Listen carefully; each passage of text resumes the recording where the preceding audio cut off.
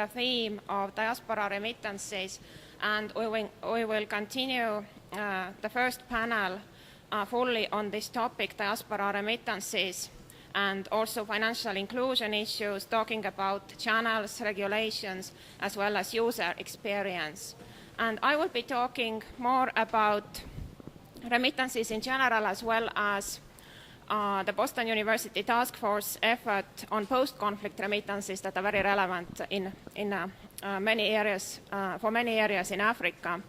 And Professor John Harris will be talking about diaspora collective remittances and co-development efforts that are very relevant for the diaspora. And then we have wonderful presenters here, Mr. Kasongo and Mr. Savadogo, who have great first-hand experience with co-organizing diaspora co-development projects, as well as remitting to Africa. So they will be talking about some opportunities and challenges and lessons learned and recommendations in that regard. So now if we talk about diaspora, the definition used by the African Union defines the African diaspora as consisting of people of African origin living outside the continent, irrespective of their citizenship and nationality, and who are willing to contribute to the development of the continent and the building of the African Union. So you can see really that there is a lot of focus on development. Diaspora remittances also have been identified as one of the 5 key areas relevant for Africans' development in the recent African Union Summit meeting. Now, just a few general words about remittances. Remittances can be individual, collective, economic, and social. And in general, remittances refer to migrants' material transfers or transfers of social resources and knowledge. Okay. Is this too? Or no.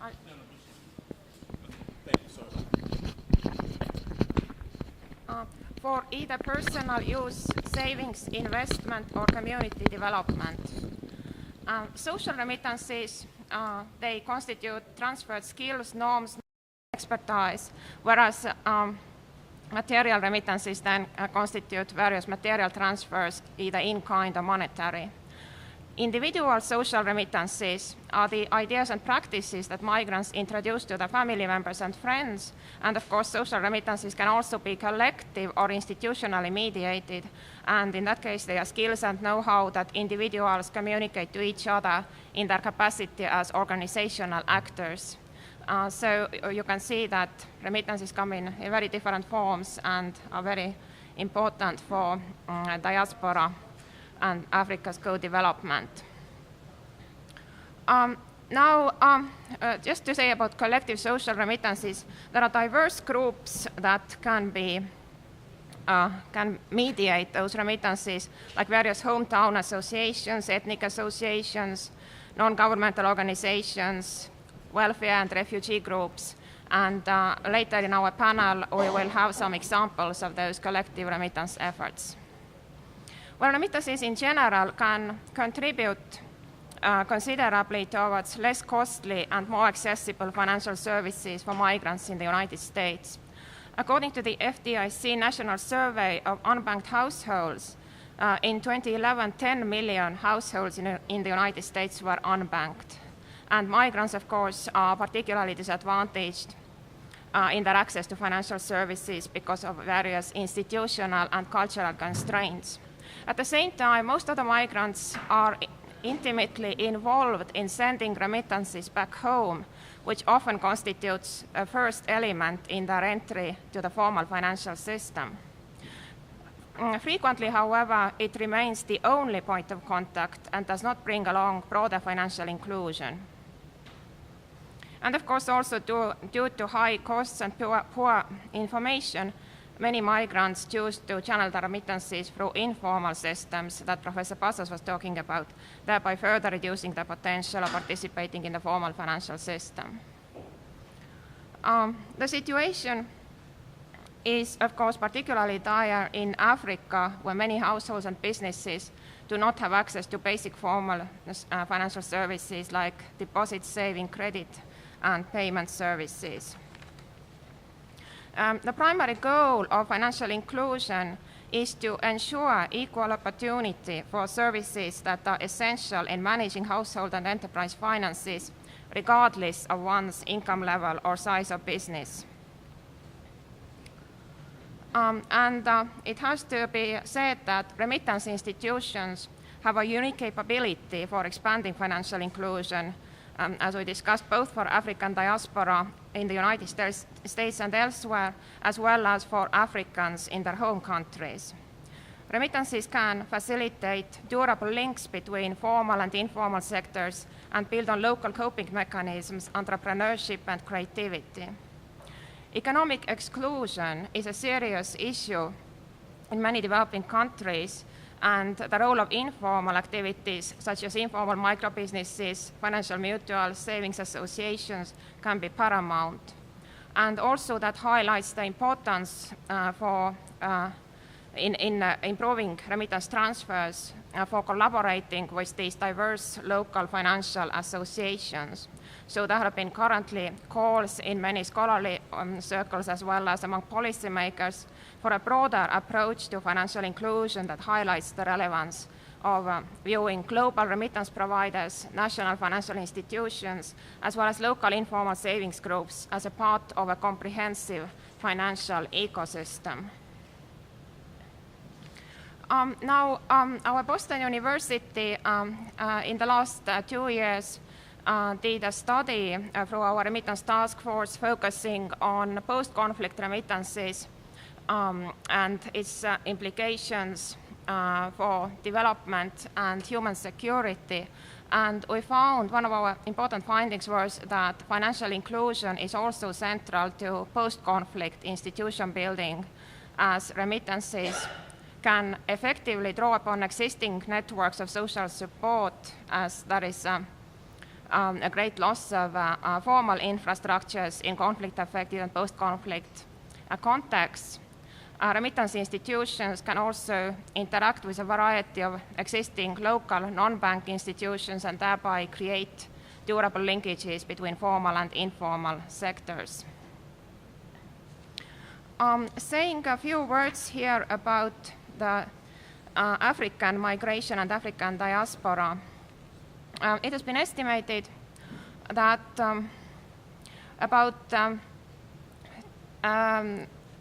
the stock of immigrants from Africa includes about 22 million, or 2.5%, and top 5 emigration countries are Burkina Faso, Zimbabwe, Mozambique, Cote d'Ivoire, and Mali. And also, if you're interested in top 5 remittance recipients in 2010 in Africa were Nigeria, Sudan, Kenya, Senegal, and South Africa. And in comparison, top sources of African immigrants in the United States include Nigeria, Ethiopia, Egypt, Ghana, and Somalia currently. And just a few facts here. The average total cost of sending $200 was about 11.4%, or can be even 12% of the sending amount, and about 7.8% when sending $500, so it's quite high. And as Professor Pasta said before, intra-African corridors have been among the most expensive remittance corridors in the world. For example, here you can see sending money to Sierra Leone to Malawi can cost as much as 26% of the sent cost.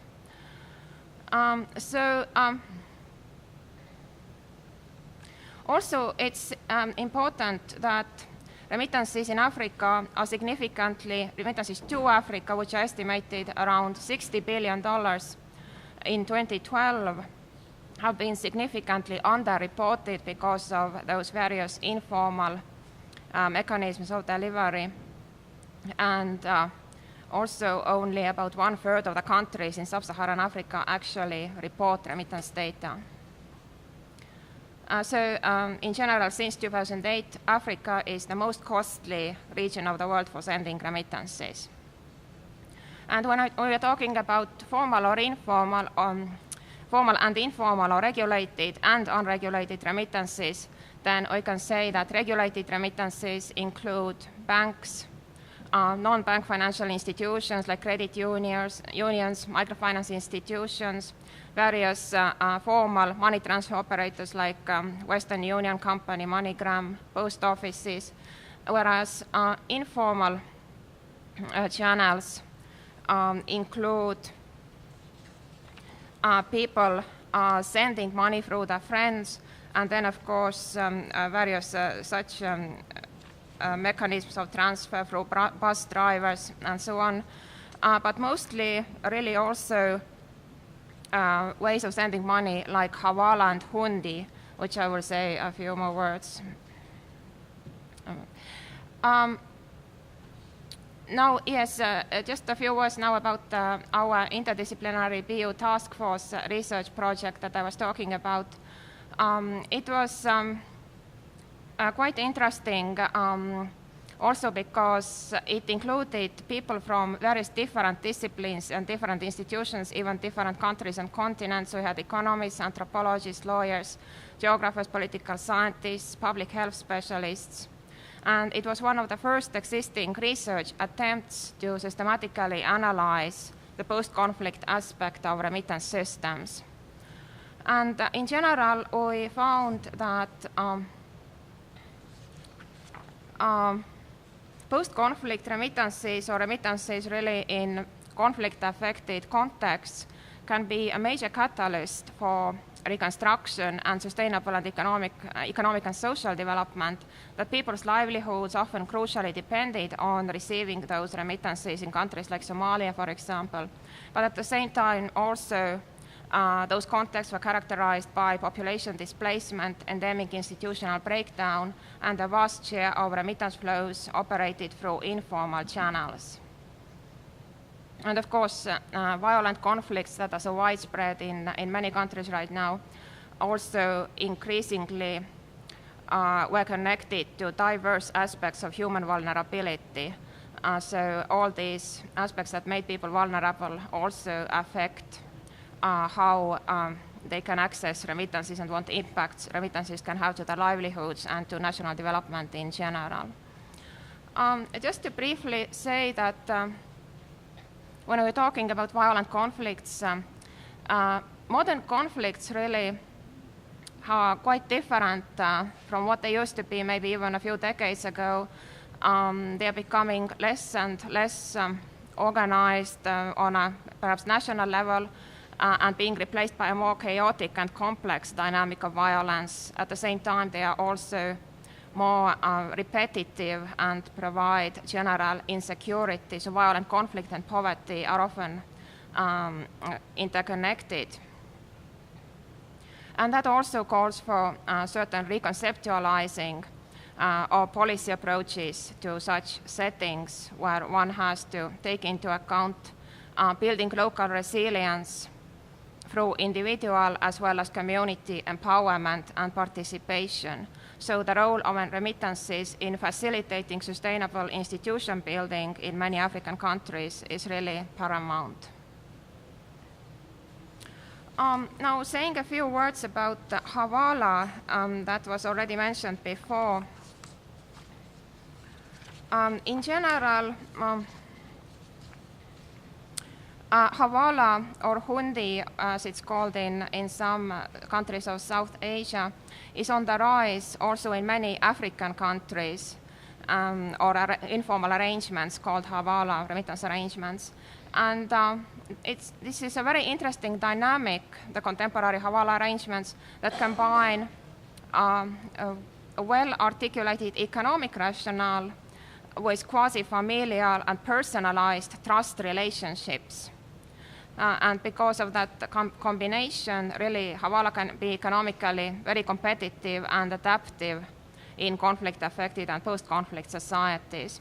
For example, Somali money transfer infrastructure evolved from local Havilad institutions and has by now become a very interesting centralized, expansive network in the absence of central state administration and central financial institutions.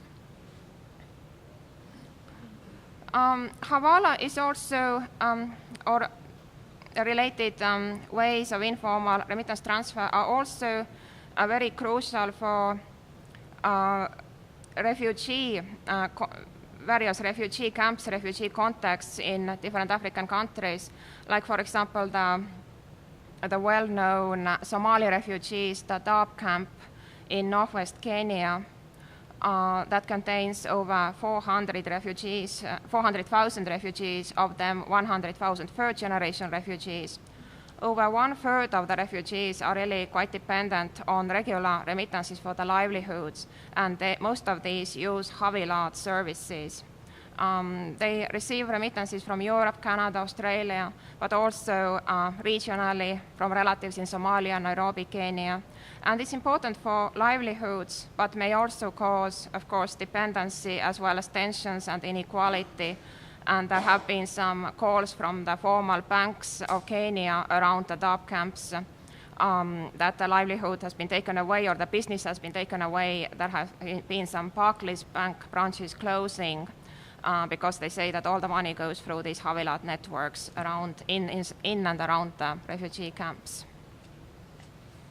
Now also talking about these diversifying the ways of remittance transfer, mobile remittances have emerged as an important new way for remittance transfer, both in regular contexts as well as conflict-affected contexts. Currently, it's estimated that about 650 million people in Africa are using mobile phones, and one of the most popular services is mobile banking or M-banking. And again, from this mobile banking, remittance transfer is the number one function. So mobile money is mostly used for remittances. Frequently, those remittances are internal or country-based domestic remittances, or they can be regional. They are urban-rural remittances, husbands sending money back home to their wives, or sons sending money back home to their parents. But they are also used increasingly transnationally. And actually, recently there have been calls from various so-called traditional money transfer companies like the Western Union to place more attention to developing these transnational remittance transfers, and also in connection with that, really developing expansive regional ecosystems for remittances that can handle all the regulatory and institutional concerns that are entailed in those remittance transfers. For example, when I'm talking about this kind of initiatives, M-Pesa, the Kenyan M-Pesa, launched a pilot international mobile money transfer service in 2010 involving European countries in partnership with the Western Union, and that pilot has now come to the conclusion and done quite well, so they are looking at institutionalizing this initiative. Well, talking about the impacts of mobile money in countries like Tanzania, where I did my research, we can say that although mobile money initiative, M-Pesa in Tanzania, was launched in 2008 and it became widespread only in 2010, 2011, by 2013, already 35% of Tanzanian households had at least one user of mobile money. And it also, a Gates Foundation sponsored survey pointed out that local people are saying that M-money is the second most popular savings instrument after a hiding place. And about half of the households with M-money users use the account to save money. So you can see how mobile remittances also provide connections to other financial services and improve financial inclusion.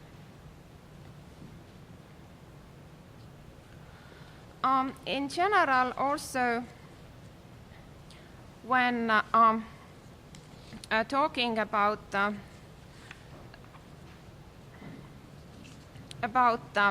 how the dynamics of migration and the dynamics of diaspora is connected to remittances, several factors need to be taken into account, which I call perhaps the human face of remittances.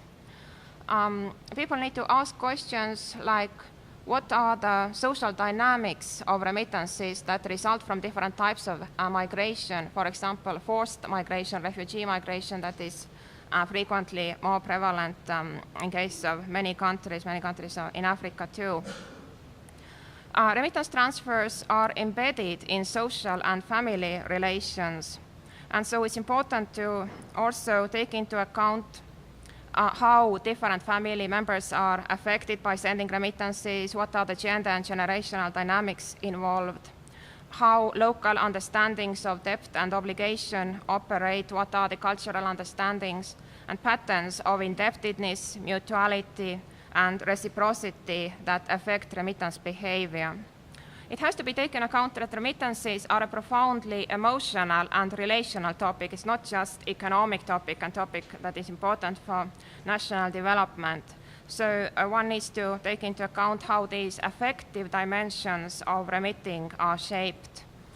These are particularly, of course, important also in case of refugee remitting, when people are forcibly removed from their homes. Sometimes they do not have hopes to go back very soon, but still they keep remitting. And it's actually been observed that refugee remittances can even be larger and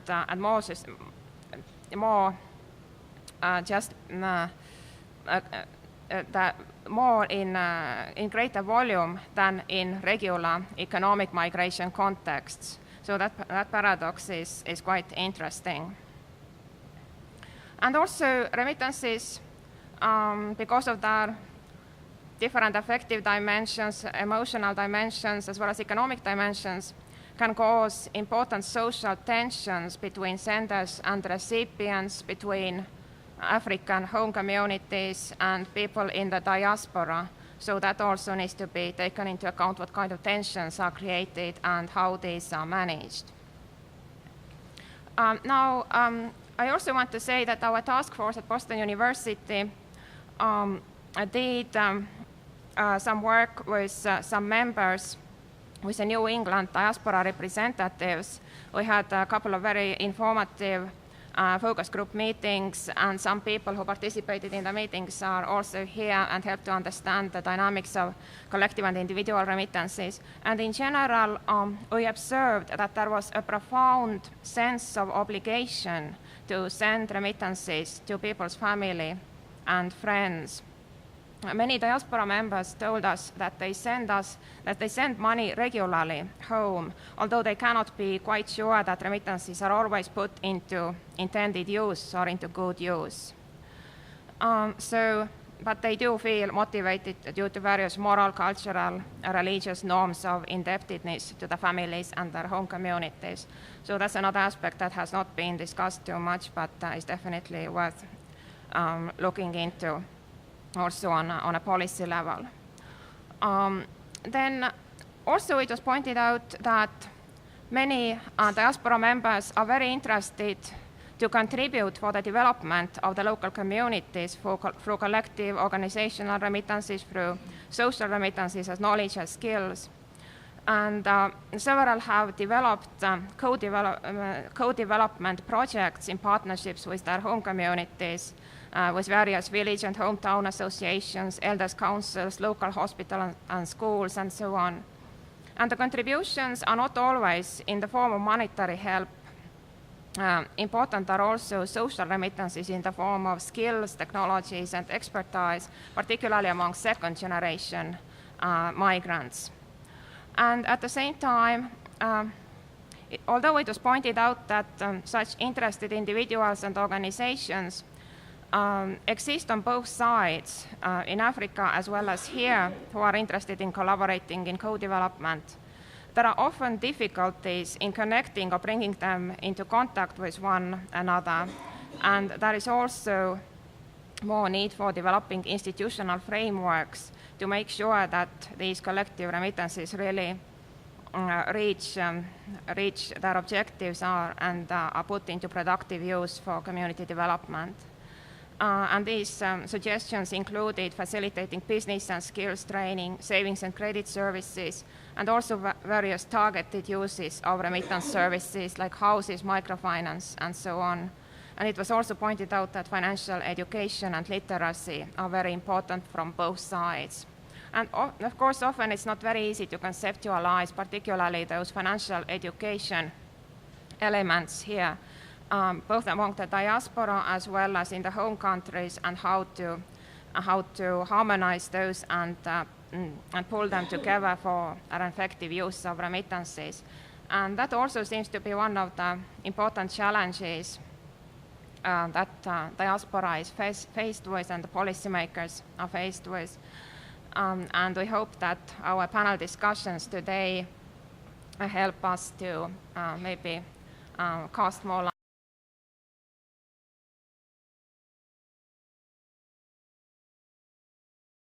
light on those issues. Thank you.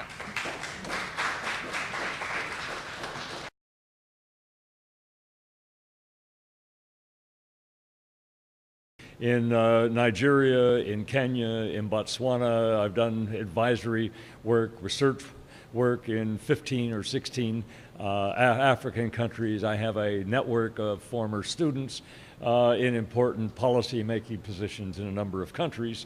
And so my commitment and interest is to see how economic and social development can be accelerated in the continent.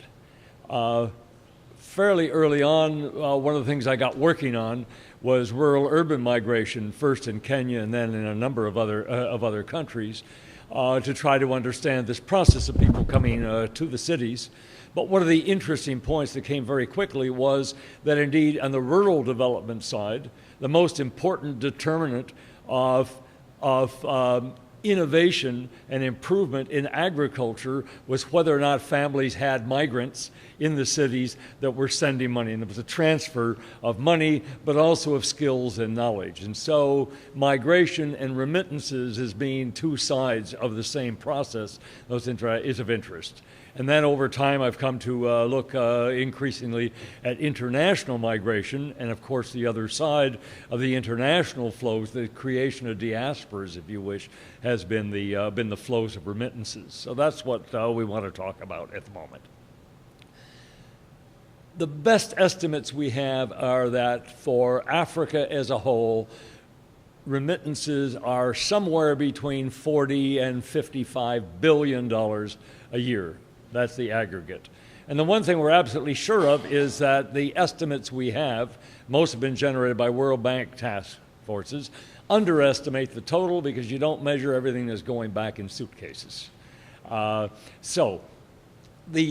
If you take a look at, let's say, 50 billion, it's about three and a half times the total of international aid that's going. It is, and for various countries, it is generally substantially higher than international foreign private investment. On average for Africa, it's about twice as high there. So it's a huge amount of resources, and I got particularly interested in this in countries coming out of conflict. Earlier, Uganda, then Rwanda, South Africa, and more recently, Liberia, Sierra Leone, ongoing discussions now in South Sudan, etc.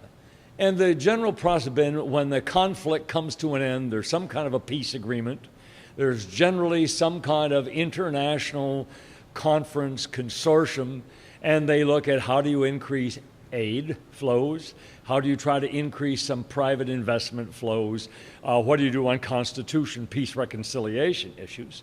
But what's notably absent from any of the discussions and the reconstruction plans that I've seen is taking account of the largest single resource these countries have, which is the remittances, both the monetary remittances, but also the skill remittances, understanding that's available from the diaspora. And so I've become increasingly interested in trying to understand the process of how remittances can better be channeled in order to facilitate reconstruction and development. Okay. Now, when people talk about remittances, the difference between, say, international aid, most of which goes to government or through NGOs, the vast majority of remittances goes from individuals in diasporas back to individual families that are the recipients. And some people say, well, that just supports consumption, that's not development.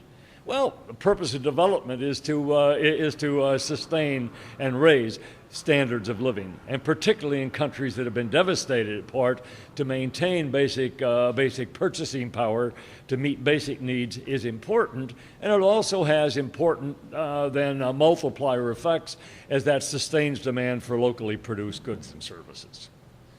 But the other thing we have a number of surveys now in particular countries. And what stands out in almost all the countries, and I've got surveys from Ghana, Cameroon, Kenya, Uganda, Ethiopia, Rwanda, not Rwanda, Burundi, fairly recent ones. In all these cases, and it's also similar, by the way, for Latin American and Asian countries that are experiencing remittances, is households that receive remittances after you control for their wealth, their education, all the rest of those things of socioeconomic settlement. Those families that are receiving remittances spend more on education. There are higher school enrollments of children, and particularly of girls, in households receiving remittances. There's higher expenditure on health care. And part of this, if you talk to remitters, a lot of the motivation is sending for school fees for brothers' children to meet particular needs of health care crises. But we also have fairly good evidence that there's an increased amount of investment in own business, both in agriculture or small-scale trade. So this receipt by households does have developmental impacts, particularly through schooling and some business investment. The drawbacks, the problems. People frequently say those who are receiving remittances become dependent, and that there's some diminution of effort to help yourselves, and so that may have some negative effects. The other part that is really political, the political side, is if you ask which are the families that are able to have people who are abroad in the diaspora and are earning enough to remit reasonable amounts. It turns out, in general, those are not the poorest elements of society. And this is particularly evident in the Liberian case, which I've been looking at in some detail. So the flows sometimes support consumption and education investment, but sometimes from not the least privileged sectors of society, which then can, in fact, have cause of increasing some of the tensions that led to the civil unrest in the beginning. And what is less observed is a growing amount, or we think it's a growing amount, of so-called collective remittances or project remittances. I'll give you an example of one I know well, which is Liberians in New England who are organizing efforts, raising money, establishing a youth skills training center in Tapeta, a medium-sized city upside. There's another similar project of developing an entrepreneurial support system. There's also money going back through alumni organizations for schools. There's village or regional associations that are sending money back for collective projects in the regions. Now, that activity is pretty much under the radar as far as any formal surveys of remittances, and it doesn't get picked up. And one of the things I'm interested in learning a bit more about how important are those kind of communal or community. And it basically takes the form of an NGO, a voluntary group within the diaspora, linking with a voluntary organization, local organization, back in the home country to do development projects. It's also important because those kind of projects then tend to benefit the community as a whole, thereby partly offsetting the polarizing effect of the development of further inequality as a result of the private flows. So these are the issues that are important, and so the questions are, first of all, how much of that is going on, then how to facilitate it, make it more effective, and then we're back to the channels of how funds can get transmitted at lower cost and generate greater benefits. So that's the issue that are concerned, and I'll be happy now to turn over to our friends and colleagues from Boston area who have been involved in these kinds of schemes. So we have Anthony and Lamine. So John Harris, and now we have Mr. Lamine Savadogo, who is president of Morrison Energy Systems, talking about remitting to Africa observations and experience.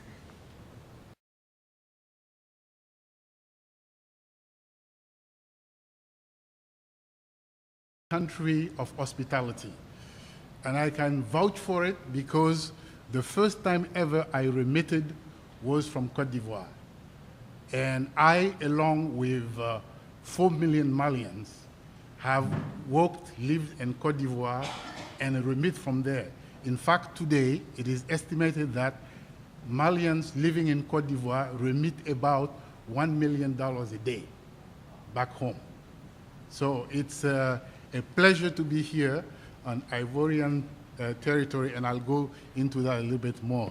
It's also great to be part of Boston University's team, a premier institution in Boston. I've worked there as an adjunct professor in the African Studies Department, helping to teach African languages to the Boston area students.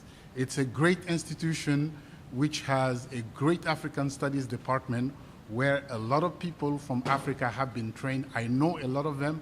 It's also a place, here you get presidents all the time, but these people bring presidents to us, and there are some who have an exit strategy by going to Boston University as scholars in residence. So it's an incredible resource that we have in Boston, and I'm very pleased to be here as your guest. And our friends from Northeastern University, another fine institution which has trained a lot of African engineers, many that I know who have gone back to help Africa. Some stayed and continue to help Africa. So today what I'm going to talk about, my experience in remitting, it's about 39 years since the first time I remitted. So there are a few things that I know. And this tale that I'm talking about is sort of a collective tale of people that I know who have also been remitting for a long time. Okay, so I'm going to talk about my experience in remitting briefly, and also from an immigrant to the remitter, what's involved. It's not as simple, you know, because my focus is on the remitter himself. What we're doing helps, but how do we help ourselves and sustain ourselves so that we can keep going on? When you get on an airplane, they tell you if the masks drop, put it on your face before you put it on the face of your children. So how do we ourselves sustain so we can continue to do this? The third part is the collateral effects of remittances that Professor Harris related to a little bit. I'll talk a little bit more about that. And then the most important part is how do we leverage what we are sending home so that it's not just consumption. The money that we Malians send home, about 80% goes into consumption, food, school fees, healthcare. About another 10%, 10, 15% will go towards building infrastructure. In fact, people are involved in building bridges, roads to your village, because you come from France to travel from Bamako to your village. The roads are out during the rainy season, which is vacation time in France. So people get involved in building bridges. They build clinics. They are involved in this infrastructure. And a pernicious thing is also because paying taxes is very important. If you don't pay taxes, you are shamed. So people overseas also pay for the taxes of their families back home. It's strange. Those taxes are supposed to build the roads and the bridges. So you pay for the roads and the bridges, and then you pay to the tax of the government. It's a double pay. All right, and I'll talk about a little bit about how we use our collective remittances to develop the power sector in Africa, which is my area of specialization. And this is more about that. So the cultural experience that motivates the remitting behavior. Early on, in my family, every once in a while, somebody will come with some money and say, the son of so-and-so just started working, and this is your portion of his first salary. The first salary is taken and distributed to family members, to friends, to teachers, to religious leaders, anybody who helped in the education of that child. This here is my first paycheck from the Collège Martin Luther King in Boaké. It's dated October 10th, 1975. So Côte d'Ivoire is important for me for all those reasons. So this paycheck, the proceeds of which is about $375 today, everything was sent back to Bamako. My family took the money, as I explained, and distributed to everybody and say, your son is now working in Côte d'Ivoire, pray for him.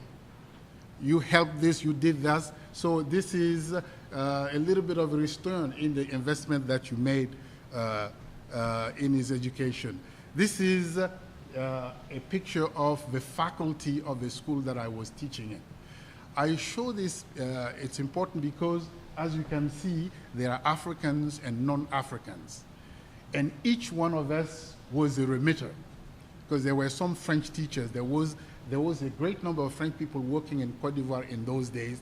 They were making good money, and we were remitting to our families for local consumption, but they were remitting into accounts to invest in something else. There was a guy who loved sports fishing, one of our colleagues. He used to go to Aswende every weekend for fishing. He actually saved his money and went down to the Mediterranean, started a sports fishing business, which later grew so that one of his sons went to Polynesia with the same business, with a capital that he got working in Côte d'Ivoire, except that his remittances went to build family wealth.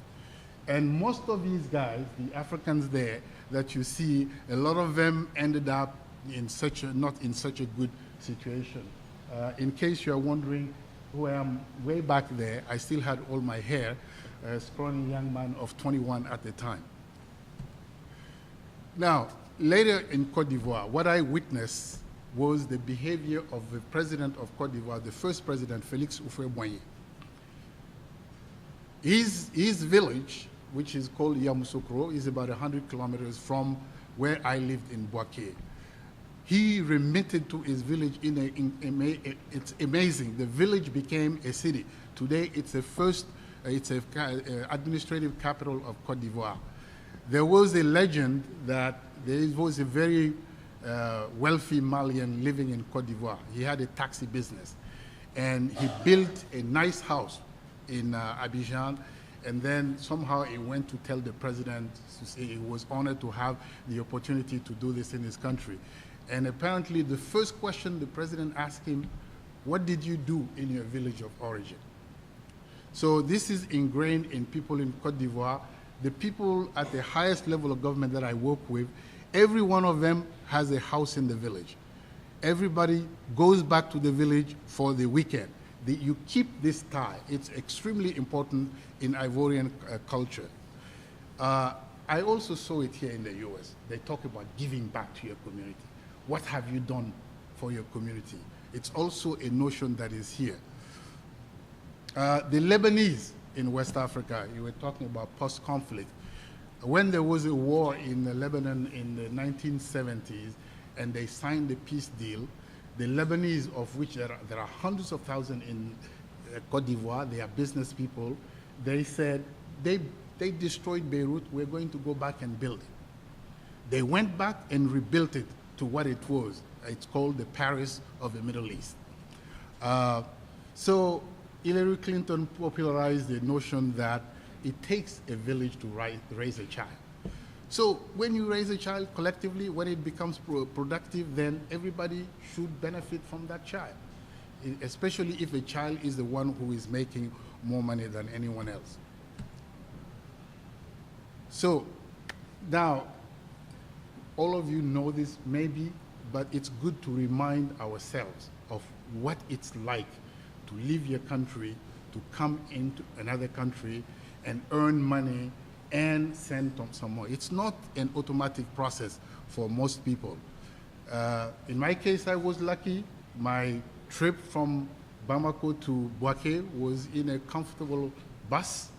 My trip from Africa to here was on Airafrique's DC-10, very comfortably, no safety issues. But there are a lot of other migrants who go through hell to get where they need to go so that they can start making money and send money back home. They estimated that this year, up to now, about 3,000 Africans have drowned trying to cross the sea into Europe to go to try to work. People walk through deserts. Those who die in the desert, we don't even count because nobody knows. They come from as far south as Cameroon, trying to cross the desert into North Africa and then cross into Europe, where they hope to make money and send back money. So it's a very difficult process in most cases for many, many people. Now, remitters really, really earn their money the hard way. They work very hard for it. We've been riding taxis here from the airport. All the taxi drivers have been foreigners, Africans essentially, working very hard, sometimes 18-hour shifts. If you've driven here in the summer, you know how hot it is, and in Boston, so it's really hard. Some of the restaurants where we've eaten, when you go to the basement, the dishwashers could be from Africa.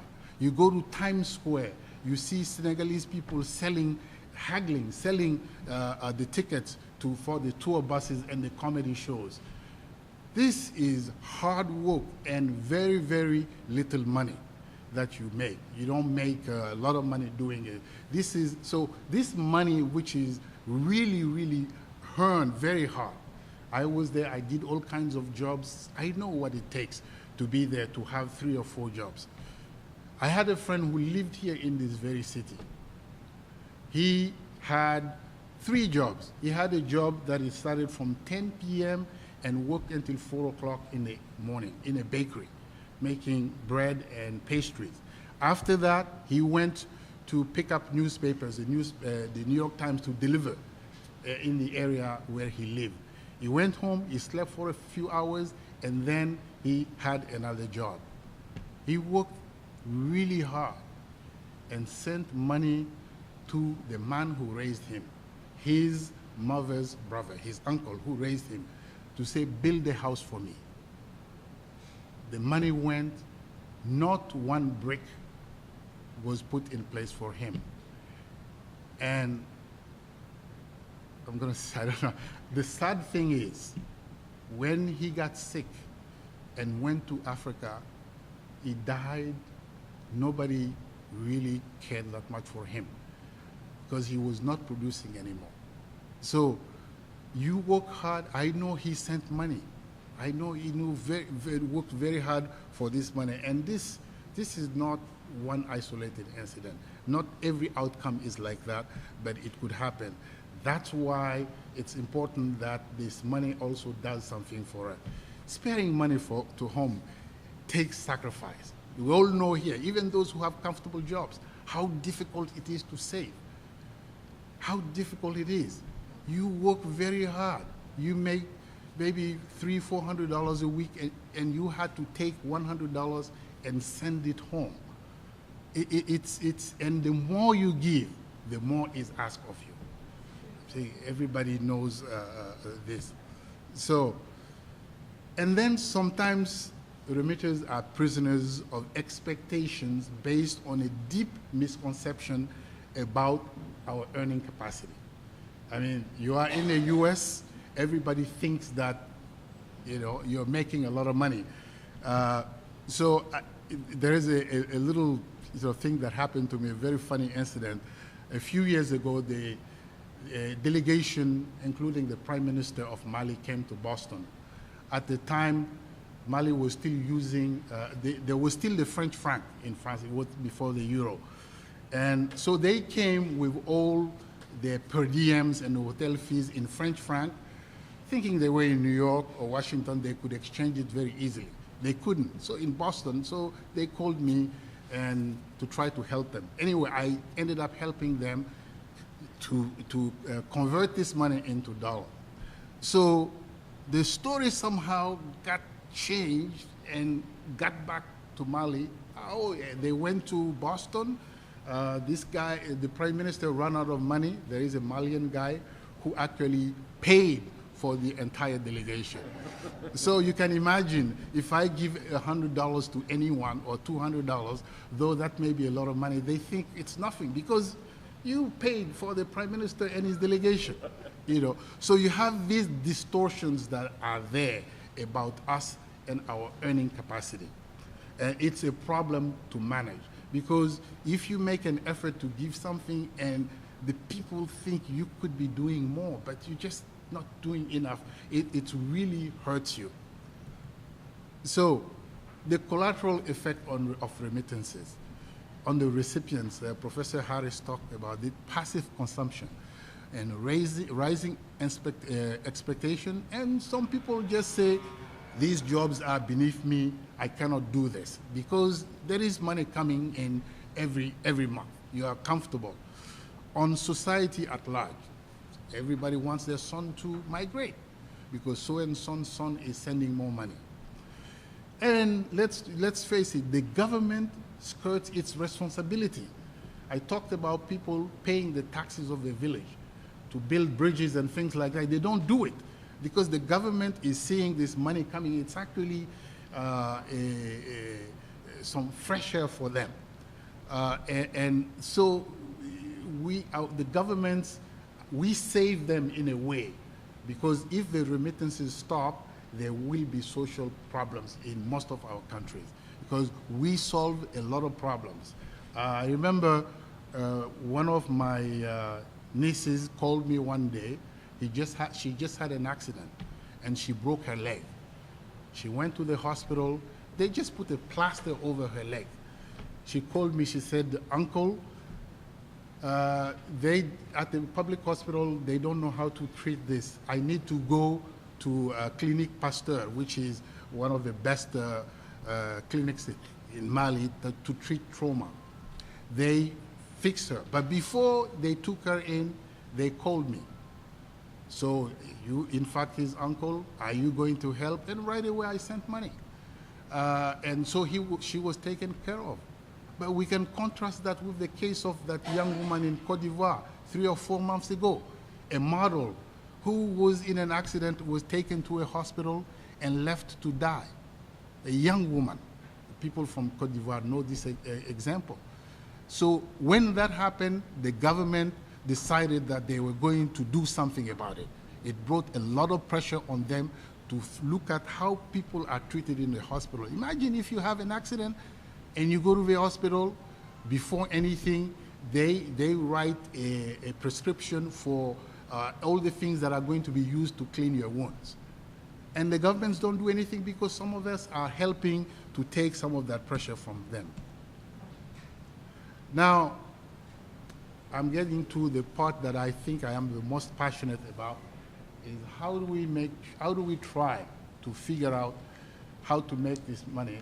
I take the power sector because that's the sector I know the most. I also know the social impact of building power plants because I've been involved in it for more than 20 years now. We've done projects in many countries. Now, the idea is here, it may be crazy, but we are in the land where everything is possible. You dream. Americans dream big. I've told so many people what you are trying to do is impossible. The dreamers forged on. We are here, we see those examples every single day. This is a dream, not an impossible one. So hear me and sort of plant the seed in your mind so we can begin talking about it. So let's say that every time you remit, there is 1% of what you send. So you remit $100, $1 goes into an account that you will save that I called a remittance collateral savings account, RECOSA, okay? Every time you send 1%, which you don't miss, which the people back home, they will not miss. This money is collected into what we call the Africa Power Development Fund. It could be any other fund. My numbers are a little bit older than Professor Aris's number, but in 2010, it was estimated that we collectively sent $37 billion. If we were one person, we would be on the Forbes list of the richest people in the world. That's how powerful this concept is. At 1%, that's $370 million, 1 year, okay? That $370 million, if we left it in that account for 5 years, at 2%, while we negotiate with the government, look for a good project, it will increase to $1.9 billion, owned by us. Nobody tells us what to do with it. We put it exactly where we want, and we are not looking for an exit strategy. We are not saying we're going to invest and make our money and 5 years go. It is the destination of the investment. So these remittances are used to create this power development fund, $1.9 billion that we have. Will you go to anyone, they will listen to you. Anyone that you go to with this amount, I want to do this project, we can do. The president of Cote d'Ivoire wants to add an additional 2,400 megawatts to his country. Right now it's 1,600 megawatts. He needs 2,400. And this power is going to be distributed throughout West Africa because all the grids are connected. Once you build a power plant, it produces 24 hours a day. And every minute you're making money, okay? So imagine that we own a few of those around the continent. It supports the economy. It also gives us some income for now and for the future. And it's an amount that we have taken away from a fund and nobody would miss it. It's like every night when you go home, you empty the change that you have in your pocket into a jar. I had this experience myself. After a while, it adds up, and particularly with the compounding here. And I'm not even talking about putting it in a Dow Jones indexed fund or anything like that, which could be a little bit riskier, but that's another possibility. So again, I like us to think about this number. Just 1%, that's it. Not much more, every time. Now, another way to see it, how it goes from 0 to $1.9 billion in 5 years. Now, the technicalities of how this happened are complex, but we have Africans in all sectors of the economy. Here in Boston, Massachusetts, we have the largest custodial company for financial institution for retirement accounts, State Street Bank, that we can pull into this process, at least in the initial phases of research, to find out how do you make this happen. All right. And what do we do with this money? We invest in clean distributed energy projects.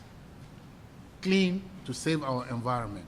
We invest in emergency mobile power rental company. Every year, Africans have to rent power from countries. If you see the prices, it's unbelievable. If you rent power for 6 months, you can actually buy at a better, you are better off buying than renting for 6 months. But everywhere in Africa, because we don't plan well, this happens. So you have to fly in equipment, set it up, run for 6 months, and put it back on a boat and send it out. All of these things are borne by you and the people who pay for the power in the country. And also, we can take equity position in ongoing large projects. International companies that go, GE, Contour Global, all of them, we can take, the stocks are available on the stock market. We can buy equity in those projects. All right, what are some of the accompanying measures? One of the things that happen to me every time when it comes time to pay taxes, I go to my accountant, he asks me dependents. I say, yeah, I have dependents in Africa. Can I deduct that from my taxes? They say, no, you don't do that. You know, if IRS audits you, may be in problem. So why can't we deduct it? Because if I gave it to an NGO, it will be deductible. But so this is one thing to think about. The French actually have done this where they could actually up to 25% of any money you save might be, for this purpose, might be tax-free or tax-exempt. That's the issue I'm talking about here. So, and then we need to do one other thing, is develop a local capacity in Africa for mergers and acquisition. And it's nothing fancy. It's simply that somebody has a business, they want to sell it. And you worked in a restaurant here, you want to go back, there is somebody who has a restaurant that sort of has reached its maximum, but you can take it to the next phase. Can there be a company that can help put those together, mergers and acquisition for small and medium-sized firms? So those are some of the things that I wanted to share with you. This is a very important topic to me personally. Our continent is beautiful. Once the bug gets into you, look here, Professor Harris, the African bug is in it. He cannot live without Africa. He will have to be, say, what about us who were born there? So let's put our thinking caps on. Let's just think out of the box. Here is the box. Let's think way, way out there. We are the country, in the country that encourages that. So let's do that, and I thank you very much for your attention.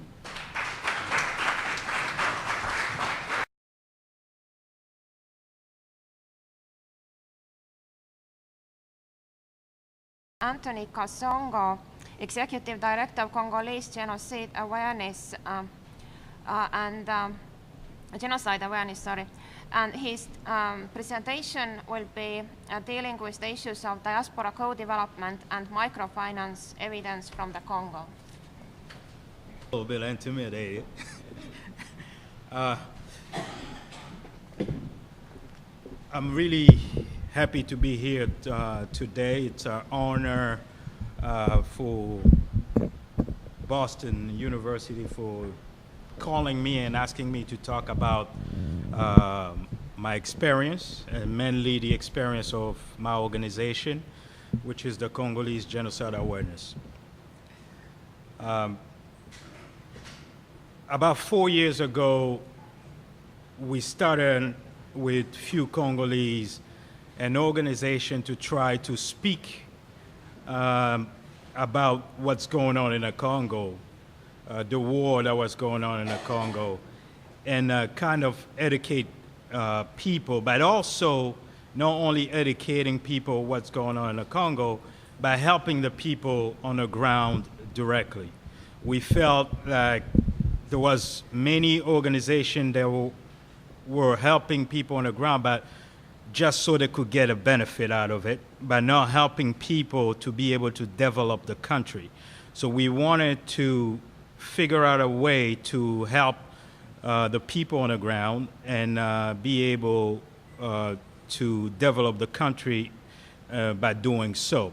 So we came up with an idea that we called end up instead of end out.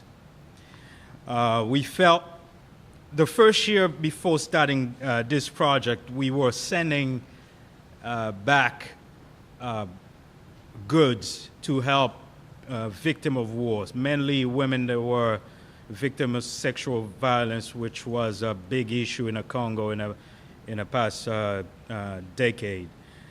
So to help them, we were sending back clothes, money to buy food, and try to sustain them that way.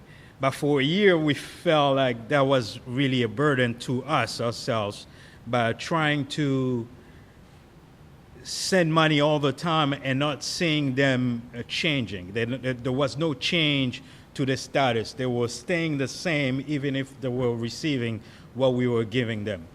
So we sat down and tried to figure out a way to be able to be more effective and to be able to bring more than just help. Bring more than just help. Giving people hope, giving people vision for the future. So we came up with this program, End Up and Not Handout. And the vision of the program was to give women who were in dire situation a microfinance loan, a small loan, and not only give them the loan, but also teach them how to utilize that loan so it could be more effective and be able to grow out of it. And so we were teaching them responsibility and then teaching them a craft so they could be able to get themselves out of poverty. So the project was constructed as each person that we'll have will receive a $50 loan. When I say $50 here in the U.S., a lot of people say it's a small amount of money, but when you take it back home, it's quite consistent. People live $1 a day, if not even less, in our country. But we wanted to make sure that they could repay, because if they don't repay, there's no way we could help other people. So how do we set it up so they could be able to repay the loan and not just use it for any mean they wanted? So what we did is creating groups. So we'll take 5 women at a time, and they will be in this group. And if everybody in a group pays back the loan, then they're eligible for a second loan, which is double of what they had. But everybody in a group got to pay back. Surprisingly enough, 99.9% of the time they paid. And it was great to see that they wanted to do more and they wanted to pay. So they get a loan, they get in this group, they know the 5 people that will be in this group. Then they go through a week training of, we try to understand what they want to do as far as a small business. We try to help them navigate to whatever hurdle they have. And then we monitor them on a weekly basis. So each Friday, they come back and pay out a little portion of the loan until the whole amount is paid off.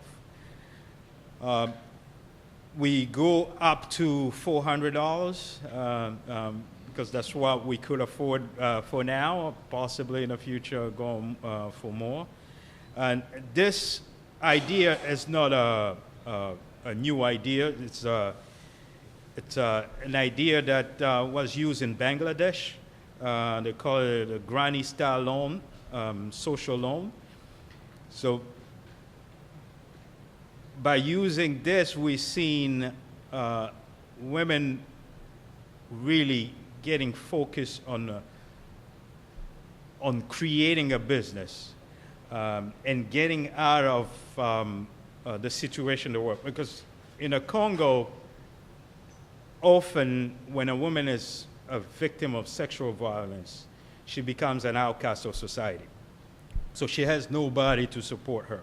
Her husband leaves. She often left with the kids. So she has to feed them, clothe them, and help send them to school and all that stuff.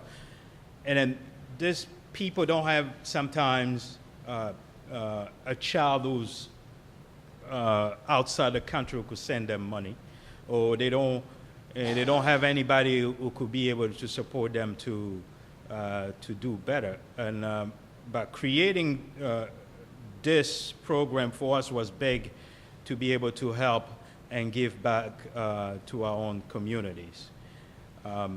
We started with 15 women, and we now manage about 300 women that we help on a daily basis.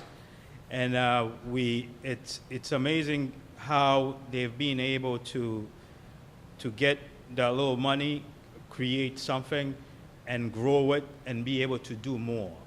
I'll give you an example of one group that really inspire me all the time when I talk about them. There were 5 women that started a coffee shop. It's not a coffee shop like a Starbucks you see here. It's a coffee shop on a corner street in a Bukavu region. They start making African donuts, beignet. They will make African donuts and tea and sell that. And they were able, by doing that, be able to pay back their loan, get a bigger loan, and start doing more, and start creating having a lunch menu and growing the business more. Today, as I talk to you, the businesses thrive that they not only move from having only a coffee shop, but they now traveling to neighboring country, Rwanda and Burundi, and buying clothes, buying shoes that they're coming back and reselling, and they not coming back to us to get a loan. They're coming back to us now to try to help other women that are in a program and try to teach them how to do it good and how to move them forward. And seeing that, for me, I'm sorry, I'm choking up because, sorry. Saying that for me it's more than I could ever imagine.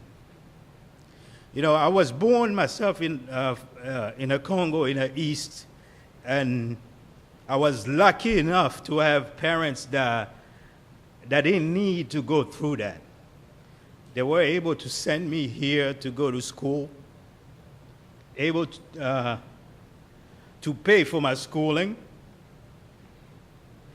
So for me, doing that is what I could do for my country, what I could give back for my people, and not seeing.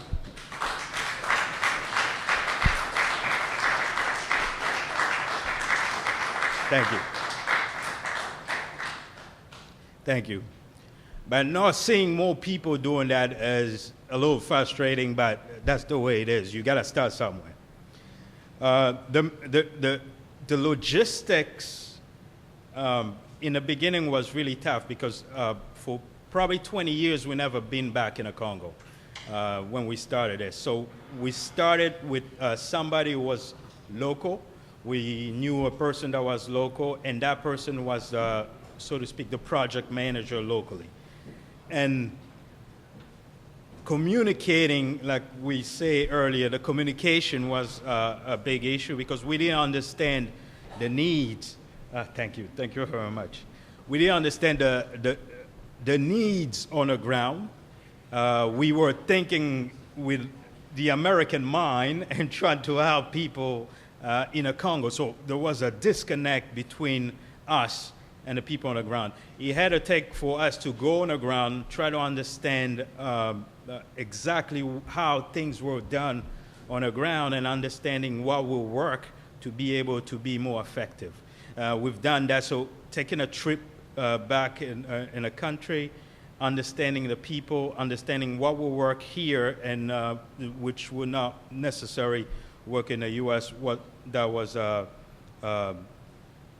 very, very important. The other thing is we connected ourselves with certain organizations that were well established in the Congo, so they could be, so to speak, be an umbrella to us, because the context of the Congo with just the end of the war and the security being a problem, the logistics of the government being a problem, to navigate all that, you needed people on the ground that knew what they were doing on the ground to be able to kind of show you the ropes so you could be able to be more effective. Creating a local team that will be able to follow up on a weekly basis with these women, be able to train these people and be able to equip them with anything they need so they could be effective at training the women, following up every week on a loan repayment, understanding who's having difficulty and having a problem and try to solve that problem for them. Having a good team on the ground is really important. So you have to go back yourself and train, make sure that these people understand your vision, they're buying into your vision, and then they're able to channel that vision on the ground for you, which is very important. The main issues we faced when we started, the biggest one was security, because every time people know that there's money somewhere and people are getting money for somewhere, you become a target. And since it was just post-war and the government was not stable yet, we had to move. We had to have a moving office, so to speak. We didn't do take repayment or giving our loan at the same spot every single time. So we had to move around. Only people that were getting the loan knew where we're going to be, when we're going to be there, to try to avoid getting robbed. But as we speak today, there's more security. It's peaceful. We have an office now locally, and things are working even better. So security was a big issue. The other main issue we had was acquiring funding from here, because we had to get funding here to be able to do the program. So in the beginning, it was just doing fundraisers. We'll do an event, gather Congolese diaspora at the beginning, and trying to get them to donate. And as we grew, we started getting people from other community coming to our fundraisers and donating, and then we end up hiring a grant writer, have that grant writer writing. But it's a process with a grant. It takes a couple years before you see any funding, but you still need to pay that person. So we had to come with creative ways to raise money as we waiting for our grant. And having a strong U.S. core. So you have to have a strong team in the U.S. that will be able to follow up with things you're doing, follow up with the grant writer, follow up with the people that say they're gonna give when you did the fundraising. So all that takes, it's a challenge because we also have our day's job, right? We have to work and to be able to sustain our families, and doing this as a part-time job or a night job, I would say, to be able to be effective. But it's working, and we're moving in the right direction. We're hoping that soon we'll be able to do it full time to be able to help more people. Because if we do it on a full-time basis, I believe it'll be more beneficial not only for us, but also for the people that need more. And the other big challenge is we have a list of probably more than 3,000 women waiting. So they're on our list waiting to be helped. And that's a challenge. It's like you're promising people that you're going to help them. You have to now work hard to try to be able to go back and help them. But the effect that this has had on people has been tremendous. We've seen an increase of children attending schools. About 20% of children now attending schools because parents have money to pay for school. After going through our program, they have money to sustain their families, and now they have money to send kids to school. A 45% increase in household spending for food. People are now buying food, so we're helping the economy move because back these people having money, they could go now and spend it and be able to buy food, buy things they want, and the other people that have businesses, their businesses is thriving as well because there's more people with capital to be able to buy. We've seen a 127 increase in a weekly income. People getting more money they were getting before. 128 increase in weekly savings. These women, not only they're getting money, they also saving this money, and they have now something to fall back on if anything ever becomes an issue. So it's been a tremendous experience for me personally because I learned a lot about my people. I learned more about my people than I ever learned in my whole entire life, and that's been amazing. In closing, I want to say there's a gentleman that told me one day, one of my coaches in school, he said, if you give somebody food today, tomorrow they will be hungry. But if you give them a way to go get that food every single day, not only they will not come back to bother you and they will not be hungry anymore, maybe in the future when you're hungry, they will help you out. You know, so charity is here to, it's good. Charity is good. We give as charity is for a time. It won't last. But if we teach our people responsibility instead of dependency, we teach our people how to be self-sustainable.